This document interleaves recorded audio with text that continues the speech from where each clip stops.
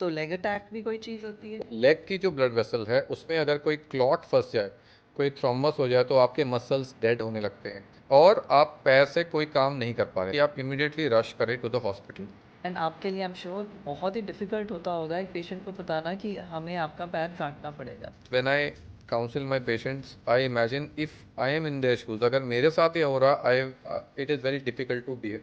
What we tell patients is life over live. अगर हम पैर बचाने जाते हैं और इन्फेक्शन बहुत ज़्यादा है तो जान जाने का भी खतरा होता है। आपकी लेग काम करना बंद कर देती है and this can happen suddenly. So that is when in normal language, in layman language, हम लोग उसको बोलते हैं कि पेशेंट को leg attack. Hello everyone, I'm your host Harleen and welcome back to another interesting episode of Alchemist Ojas Medical Series. आज का episode बहुत ही इंपॉर्टेंट होने वाला है, स्पेशली उन लोगों के लिए जिनको डायबिटीज़ है या जिनके लव्ड वंस को डायबिटीज़ है। Today we are going to talk about a serious yet often ignored condition that is diabetic foot.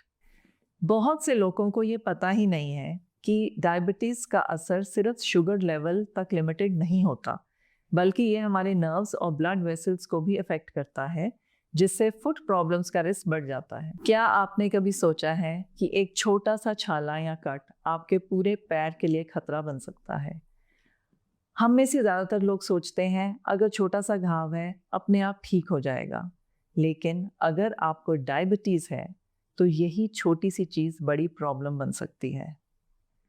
कई पेशेंट्स तब आते हैं जब घाव ऑलरेडी सीरियस इन्फेक्शन बन चुका होता है और तब ट्रीटमेंट मुश्किल ही नहीं, कभी कभी लेट भी हो जाता है। और यहीं से शुरू होती है डायबिटिक फुट की असली प्रॉब्लम। तो सवाल ये है, क्या हर छोटा घाव डेंजरस है? क्या इसे शुरुआत में ही रोका जा सकता है? और कब आपको डॉक्टर के पास तुरंत जाना चाहिए? छोटा घाव समझकर इग्नोर किया और बाद में बड़ा नुकसान हो गया, डायबिटिक फुट को हल्के में मत लीजिए।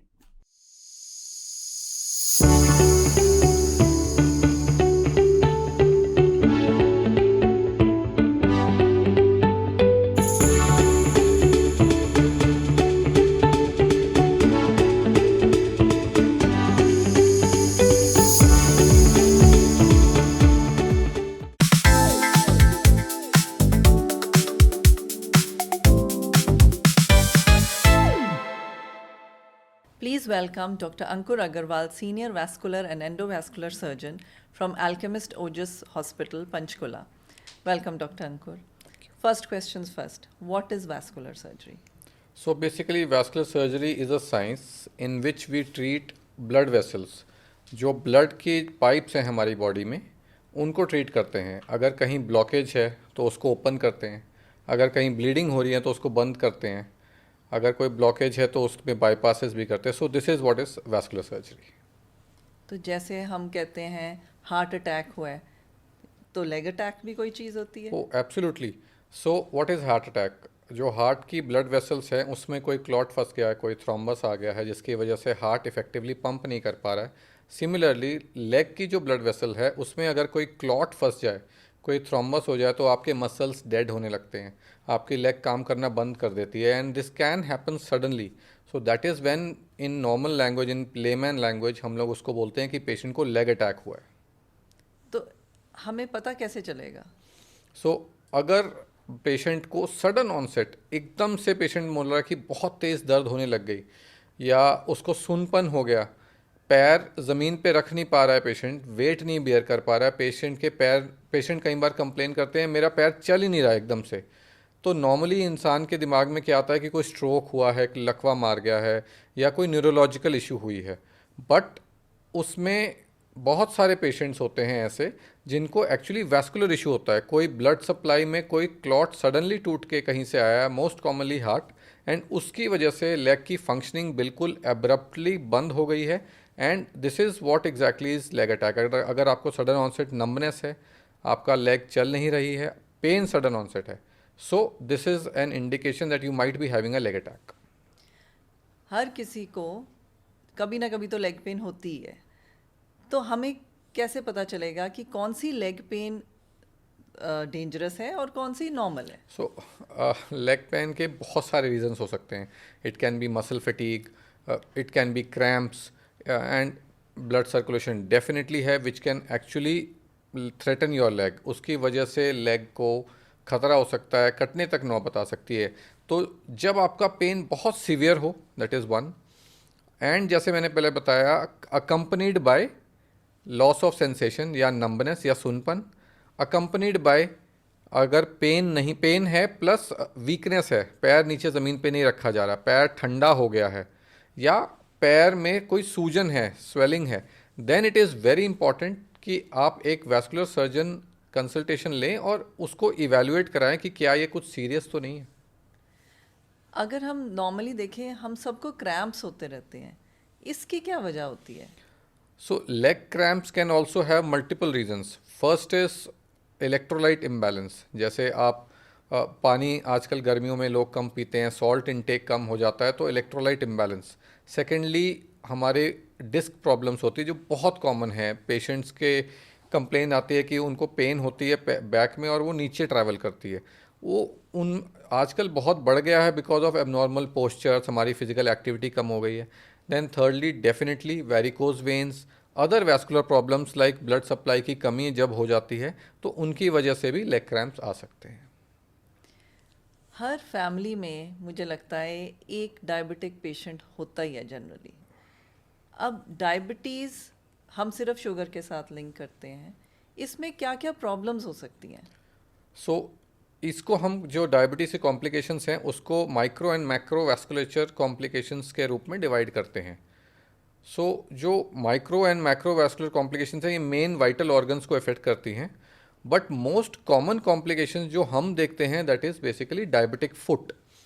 सो इसमें क्या होता है कि पैर का आर्किटेक्चर ख़राब होता है, उसकी वेसल्स, उसके ब्लड वेसल्स, उसकी नर्व्स, वो सप्लाई जो आपको सेंसेशन पैर से ब्रेन तक लेके जा रही है, जो बता रही है चोट लगी है, वो ख़राब होने लगती हैं, जिसकी वजह से ज़ख़म हो सकते हैं, डायबिटिक फुट अल्सर्स हो सकते हैं, and they can even lead to amputations, या एम्पुटेशन मतलब मेजर एम्पुटेशन घुटने के नीचे से या घुटने के ऊपर से। This can be one of the most devastating complications of diabetic foot. Diabetes पहले जनरली ओल्डर लोगों में होती थी, बट हम अब देख रहे हैं कि मिडिल एज से ही स्टार्ट हो रही है diabetes. Oh absolutely, actually there is a paradigm shift. क्यों हो गया है ये ऐसा? क्योंकि हमारा एक तो खान पान में प्रोसेस्ड फूड बहुत आ गया है, शुगर्स बहुत आ गए हैं, हमारा सेडेंट्री लाइफस्टाइल, हम एक जगह बैठे रहते हैं, बहुत सारे लोग डेस्क जॉब्स पे हैं जिनको पूरे दिन भर सिर्फ डेस्क जॉब पे बैठना है, फिज़िकल एक्सरसाइज हमारी बिल्कुल ख़त्म हो गई है। So I think the motto for current generation is looking fit and not actually being healthy, and that is one of the major reasons why diabetes and in turn diabetic foot in patients में जो middle age group है हमें उसमें बहुत बढ़ रहा है। तो डायबिटीज़ में पैर क्यों ज़्यादा रिस्क में होते हैं? डायबिटीज़ का एक बहुत सिंपल जो मेजर कॉम्प्लिकेशन है वो हमारी डिस्टल नर्व सप्लाई, जो नर्व्स हैं जो सेंसेशन लेके जाती हैं पैर से या हाथ से, वो ख़राब हो जाती हैं। उसकी वजह से क्या होता है कि सेंसेशन अगर ख़त्म होगी तो आपको पेन नहीं पता चलेगा, कोई चोट लगेगी वो आपको पता नहीं चलेगा। तो आप जब चोट का पता ही नहीं चलेगा तो आप, many patients come to us कि हमें 2-3 महीने से चोट लगी थी, हमें पता ही नहीं है 2-3 महीने से लगी होगी, वी डोंट नो कब चोट लगी है। तो एक तो उसका ट्रीटमेंट टाइम पे नहीं होता, सेकेंडली ब्लड सप्लाई हमारी कमज़ोर हो जाती है, तो अगर आपको चोट लगी है तो हीलिंग कैपेसिटी आपकी कम हो जाती है। Third and not the least important but one of the most important problem is कि डायबिटीज़ के साथ आपकी इन्फेक्शंस के साथ लड़ने की कैपेसिटी भी कम हो जाती है। तो ये सब मिल के आपका जो डायबिटिक फुट अल्सर का हीलिंग है उसको स्लो कर देते हैं। तो अगर पैर में चोट लग गई किसी डायबिटिक पेशेंट को, तो उसको फिर क्या प्रिकॉशंस या क्या मेजर्स लेने पड़ेंगे उसके बाद? अगर स्किन ब्रेक है तो डेफिनेटली आपको एक लोकल डॉक्टर या एक सर्जन का कंसल्टेशन ज़रूर लेना चाहिए, सो that he can teach you how do you dress that wound, do you need an antibiotics. Thirdly he can also assess कि आपकी ब्लड सप्लाई कितनी ठीक है कितनी नहीं है। फोर्थली डायबिटिक फुट पेशेंट्स में एबनॉर्मल प्रेशर पॉइंट्स बन जाते हैं, उन प्रेशर पॉइंट्स की वजह से कई बार हीलिंग नहीं होती, तो वो ये भी असेस करेंगे कि क्या कोई एबनॉर्मल प्रेशर पॉइंट्स हैं जिनको फुटवेयर में मॉडिफिकेशन के थ्रू ट्रीट किया जाना चाहिए। तो कोई भी कट है सबसे पहला, you should always consult a surgeon और a local doctor so that he can guide you regarding next steps. तो इसके लिए कोई टेस्ट भी होते हैं?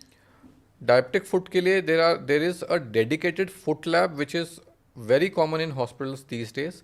सो इसमें what we check is, first we check is blood supply, हम प्रेशर्स और ऑक्सीजन का लेवल देखते हैं।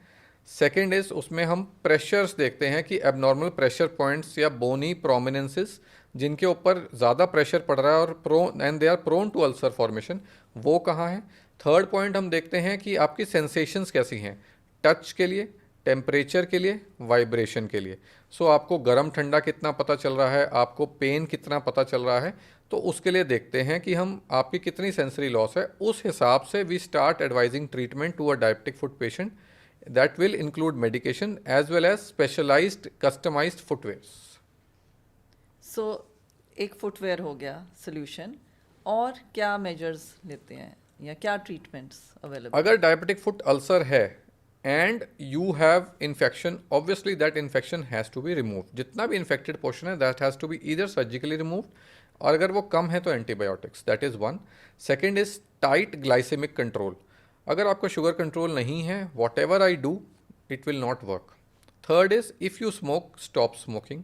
बहुत स्मोकिंग हमारे कॉमन बढ़ती जा रही है यंग एज में भी, so if you smoke, stop smoking. Fourth and most important, vascular supply अगर प्रॉब्लम में है, अगर वैस्कुलर सप्लाई कम है, देन आजकल तो मिनिमल इन्वेजिव ट्रीटमेंट्स आ गए हैं, without cuts, without incisions treatments आ गए हैं, जिनके हेल्प से हम वैस्कुलर सप्लाई बढ़ा सकते हैं। So these 4 treatments are very important. Surgery भी एक ऑप्शन है? Absolutely, surgery is a very very important armament, हथियार, बहुत बड़ा हथियार है हमारे इसमें आर्मामेंटेरियम में। वाई? बिकॉज सर्जरी से ही आप इन्फेक्शन रिमूव करेंगे। अगर ब्लड सप्लाई इंप्रूव करनी है, surgery is another option apart from minimal invasive procedures like angioplasty and stenting. So surgery definitely is very important. And it's safe?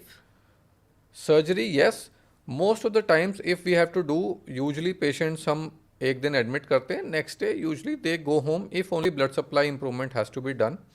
Very rarely if we have to do a long bypass, then we may have to keep the patient for 4 to 5 days in the hospital. अगर उनको कोई और problems हैं, को existing like heart disease है, कोई kidney problem है, then we may have to take little bit precautions, but usually patients do well with surgery. Okay, but इससे पहले हम प्रिवेंट कैसे करें इसको? So there is a term what we very commonly use is diabetic foot wear and diabetic foot care. So diabetic foot wear is a specialized footwear which we often prescribe to patients based on their measurements in diabetic foot lab, और that is soft, वो वहाँ snugly fit होता है, but it is never tight.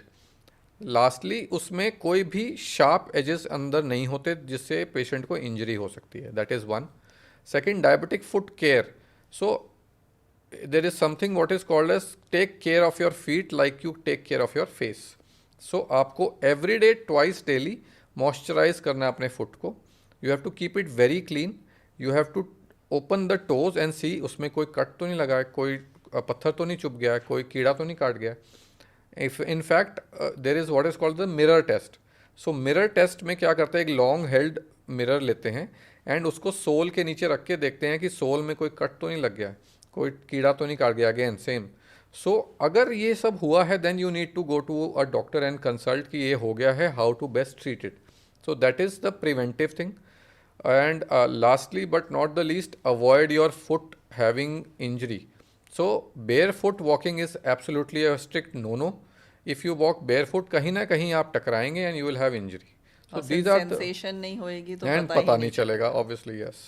जो आप footwear की बात कर रहे हैं, तो ये फुटवेयर आउटसाइड द होम डालना है कि इनसाइड होम? यूजुअली हम हर पेशेंट को कहते हैं कि 2 फुटवेयर लेने हैं, क्योंकि हमारे यहाँ इंडियन होम्स में बहुत ज़्यादा प्रथा है कि हम लोग बाहर का जूता अंदर नहीं लेके जाते हैं। सो पेशेंट्स को हम बोलते हैं कि एक बाहर के लिए ख़रीदो और एक घर के अंदर के लिए ख़रीदो, because if you walk bare foot at the home और आप जो नॉर्मल हमारी जो एक्सपोज्ड फीट वाली स्लीपर्स पहन के घूमेंगे, there is a very very significant risk कि आप कहीं पे ठोकर खा के आप अपना चोट लगवा लेंगे and you will not heal. So that is why एक फुटवेयर घर के लिए, एक फुटवेयर बाहर के लिए, and it has to be a covered footwear कि अगर चोट भी लगे तो उसका इम्पैक्ट मिनिमम हो. कई लोग कहते हैं कि बेयरफुट ग्रास पे चल के बहुत फ़ायदा होता है, आपका क्या कहना है इसमें? आई थिंक कि डायबिटिक फुट पेशेंट्स जो हैं they are very very vulnerable, and grass में छुपे हुए कांटे होते हैं, छुपे हुए इंसेक्ट्स होते हैं, पत्थर चुभ सकता है, and all of that can actually be threatening the limb and the life. तो ग्रास पे तो छोड़ो, कहीं पे भी bare foot walking as I said is a strict no no for diabetic foot patients.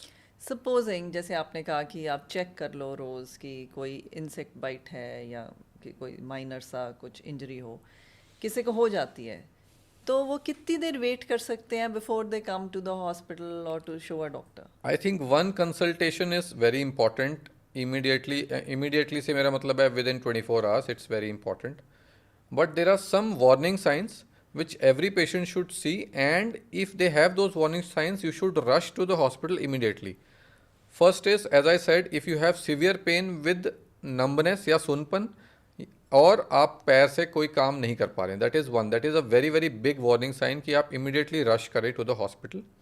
Second is कि अगर आपको पैर में से पस का या पीक जिसे हम कॉमन भाषा में बोलते हैं उसका रिसाव दिख रहा है, उसमें से ऊज कर रहा है, पस ऊज कर रहा है अगर जख्म में से, then it is very important to remove that pus immediately before that infection spreads into the body. That is second. Third is, कई बार हमें पस नहीं दिखती, हमें दिखता है कि पैर में एक हिस्सा स्वोलन हो गया और गर्म हो गया, लाल हो गया, और उसमें एक छोटा सा पॉइंट है टिप पे जहाँ पे जख्म है, उस पर जरा सा bead of pus है. So those patients usually have lot of pus pockets inside and that is usually hidden. Pain उनको होता नहीं क्योंकि डायबिटीज़ में आपका न्यूरोपैथी हो जाता है. तो these are the patients who should rush to the hospital immediately, and even if night time is there, you should go to the emergency and ask for a surgeon. हम ये भी सुनते हैं कि कई बार एम्पूटेशन हो जाती है, वो कब, किस रीज़न से होती है? जब क्या होता है कि अगर हमारा इन्फेक्शन है फुट में एंड हमारी उससे लड़ने की क्षमता कम है, प्लस हमारी ब्लड सप्लाई भी कम है या एवरेज है, सो वो इन्फेक्शन बहुत जल्दी स्प्रेड करती है across the ankle. Once it crosses the ankle joint और it reaches the ankle joint, then उस पैर को बचाना बहुत ज़्यादा मुश्किल हो जाता है. हमारे पास बहुत सारे पेशेंट्स ऐसे आते हैं जो हम एंकल के बियॉन्ड इन्फेक्शन तक का वेट करते हैं before they are sent to us. So that is what makes it very dangerous कि बहुत कॉमन एम्पुटेशंस हो जाते हैं डायबिटिक फुट पेशेंट्स में. If you see the statistics, अगर आप नॉन ट्रॉमेटिक एम्पुटेशंस लेते हैं, जो एक्सीडेंट के अलावा जो एम्पुटेशंस होते हैं, 80% of those are contributed by diabetic foot ulcers. So that is the magnitude इस डायबिटिक फुट अल्सर का. एम्पूटेशन एक बहुत ही ट्रॉमेटिक एक्सपीरियंस है, एंड आपके लिए आई एम श्योर बहुत ही डिफ़िकल्ट होता होगा एक पेशेंट को बताना कि हमें आपका पैर काटना पड़ेगा. सो आप कैसे करते हैं ये, एंड एक्सेप्टेबिलिटी इसकी? Absolutely, it is a very very difficult decision for a family to tell me कि yes, आप मेरे फादर का या मेरे ब्रदर का या मेरी वाइफ का पैर को आप कट कर दो. And often what I feel is when I counsel my patients, I imagine if I am in their shoes, अगर मेरे साथ ये हो रहा, it is very difficult to bear. But then what we tell patients is life over limb. अगर हम पैर बचाने जाते हैं और इन्फेक्शन बहुत ज़्यादा है तो जान जाने का भी खतरा होता है. सो हमारे पेशेंट्स मैक्सिमम टाइम यही बोलते हैं कि ठीक है, मेरे हस्बैंड है या मेरे फादर हैं, जैसे भी हैं मेरे सामने बैठे रहेंगे, मुझसे बात कर लेंगे, और शायद अगर हिम्मत कर लें तो प्रोस्थेटिक या आर्टिफिशियल लिम्ब से वॉक भी कर सकें. तो इस तरह से थोड़ा सा समझा के हमें पेशेंट्स को कन्विंस करना पड़ता है. But have you experienced any patients जिनका इतना ज़्यादा डिजीज़ फैल गई थी कि they lost their lives also? Very rarely, but yes. So what happens is कि मैनी अ टाइम्स हमारे पास पेशेंट्स आते हैं जो बहुत ज़्यादा सेप्सिस में होते हैं, आपके infection counts are off the roof, and patients के जो इन्फेक्शन हैं वो अफेक्ट कर रही है आपके हार्ट को, किडनी को, लिवर को, जो भी वाइटल ऑर्गन्स हैं. Sometimes they might also be in septic encephalopathy. इसका मतलब यह है कि इन्फेक्शन आपके ब्रेन को भी अफेक्ट कर रही है, and you are not in your senses. So those patients even if we remove the foot and the source of sepsis, जो इन्फेक्शन का जो सोर्स है पैर है उसको हम निकाल भी दें, एम्पुटेशन भी कर दें, तो भी बहुत बार हम पेशेंट्स को बचा नहीं पाते। एंड इट इज़ बहुत मुश्किल होता है पेशेंट्स को एक्सप्लेन करना, रिलेटिव्स को एक्सप्लेन करना कि क्यों हम उनके पेशेंट को नहीं बचा पाए, जबकि प्रॉब्लम तो सिर्फ पैर में थी। तो आप फिर क्या टिप्स देंगे कि हम वैस्कुलर हेल्थ कैसे अपनी ठीक रखें? आई थिंक ये टिप्स मुझे लगता है जनरल टिप्स ही हैं, and I think every doctor says those tips, but मुझे लगता है कि हम खुद भी शायद उन टिप्स को फॉलो नहीं करते। First is basically physical activity, do not remain still. आप कहीं पे बहुत देर तक बैठे हैं, move your carbs, do carbs exercises. अगर आप उठ सकते हैं एवरी आवर, अगर आप चल फिर सकते हैं तो that is great. Second, physical activity में आता है exercises, regular at least half an hour to 45 minutes of exercise time from your regular schedule is very important. Third is try eating less of processed food. Cheese, salt is a very dangerous combination. So all of these double cheese and these burgers with double cheese, extra cheese, all of that adds to your cholesterol. And third is stress level. I think jitna hum stress, I think job is just a part of life. It's not life. So stress level अपना कम रखें, अपना खाना पीना अच्छा रखें, and I think mobility is most important. So these three things if people do, their vascular health should be in a better shape. क्या कोई ऐसा पेशेंट आपके पास आया है जिनको बोल दिया हो कि आपकी तो एम्पुटेशन होनी है, बट आपने उसको सेव कर लिया? ऐसे cases I think every 3 to 4 months में 2 या 3 पेशेंट्स हमारे पास ऐसे आते हैं। एक केस मुझे स्पेसिफिकली याद है, he had 2 small kids, he was a smoker from Himachal. Himachal में स्मोकिंग इज़ रैम्पेंट, सो उनका आधे से ज़्यादा पैर सड़ चुका था, एंड 3 से 4 जगहों से हिमाचल में, मोहाली में, इवन गवर्नमेंट इंस्टीट्यूट्स में उन्होंने बोला था कि इसको अब एम्पुटेशन करा लो, नहीं बच सकता। We did a major bypass surgery for him lasting for 6 hours. We removed the infected portion of that foot and we did regular dressings. हमें 6 महीने लगे, but the patient was back on his feet. I am still in touch with that patient. I recently went to Himachal for a tour and he met me and we were so happy. And his kids come and play with me. Sometimes they call me mama mama, and it is great. It is a great feeling. That's amazing. That's Yeah. amazing. Doctor Ankur, internet पे हम बहुत ज्ञान लेते हैं सारे ही, तो काफ़ी कुछ घूम रहा होता है उधर। रेमेडीज़ फॉर अल्सर्स जैसे हो गए कि अनियन पेस्ट लगा लो, वार्म ऑयल लगा लो, वो गर्म पानी पी लो। सो आप ज़रा बताएंगे इनके बारे में? So actually अगर ये सब सच होता तो I don't think we would have needed surgery at all. And जो ये पेस्ट और ये सब है, I think this is more हमारे घरों में चलता आ रहा है। So I don't think these work at all. Actually these are another source of infection. जो आपका ऑलरेडी इन्फेक्टेड फुट है उसमें हमने कुछ भी सब्सटेंस लगा लिया जो अनस्टेरलाइज्ड है। We don't know what it is, कहाँ पे था, कौन सा इन्फेक्शन उसके अंदर है। हम तो खाना खाते हैं तो उसको भी धो के खाते हैं, बट उसको अगर हम ज़ख्म पे लगाएंगे obviously it will not heal. So every wound needs a specialised care, individual care. Every wound is different, but you should always be in touch with the medical personnel before doing anything. एक shocking fact जो लोग नहीं जानते, एक छोटे ज़ख्म को ignore करने की वजह से कई पेशेंट्स अपने पैर भी खो सकते हैं। गैंग्रीन क्या होता है? सो गैंग्रीन मतलब डेड टिश्यू। सो अगर आपके पैर में ब्लड सप्लाई नहीं है तो पैर का सबसे आखिरी हिस्सा, उंगलियां या अंगूठा, उनका टिप, वो काला पड़ना शुरू होगा। जो वो काला हिस्सा है वो हमारा गैंग्रीन पोर्शन है। सो that is what is gangrene. सबसे डेंजरस कॉम्बिनेशन क्या है? Uncontrolled sugar and foot injury. अगर टाइमली डायग्नोज हो जाए, ये रिवर्सिबल है? Absolutely yes. पैर भी बच सकता है, उंगलियां भी बच सकती हैं। अगर किसी के पैर में ब्लड सप्लाई नॉर्मल है, उसको भी डायबिटिक फुट हो सकता है? Absolutely yes. I think this is a very good question. What happens is, बहुत सारे पेशेंट्स हमारे पास बहुत लेट इसलिए आते हैं क्योंकि पेरिफेरी में जो फिजिशियन उनको लगता है ब्लड सप्लाई नॉर्मल है तो कुछ करना नहीं है। ऐसा नहीं है। Infection and abnormal pressure points, आपकी हड्डी का शेप चेंज हो जाता है, जॉइंट्स का शेप चेंज हो जाता है। तो जब भी आप चलते हैं वहाँ पे एक प्रेशर पड़ता है, जब वो प्रेशर पड़ता है उस हड्डी के नीचे, वहाँ जख्म होने के चांसेस हो जाते हैं। सो that is a diabetic foot ulcer. So even with normal blood supply, blood supply अगर अच्छी भी है तो भी डायबिटिक फुट डेफिनेटली हो सकता है।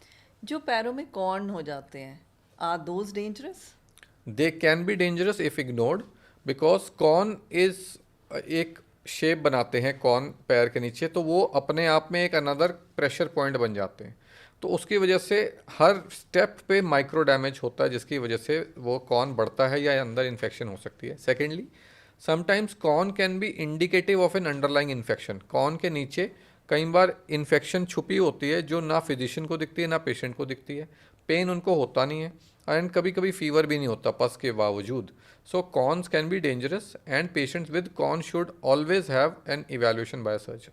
गैंग्रीन हुआ, सपोजिंग आपने एक फिंगर कट कर दी, पर कई बार हमने सुना है कि थोड़ी देर बाद दूसरी फिंगर भी कट हो रही है, फिर तीसरी हो रही है, फिर इवेंचुअली पूरा पैर कट गया, पर ऐसे क्यों?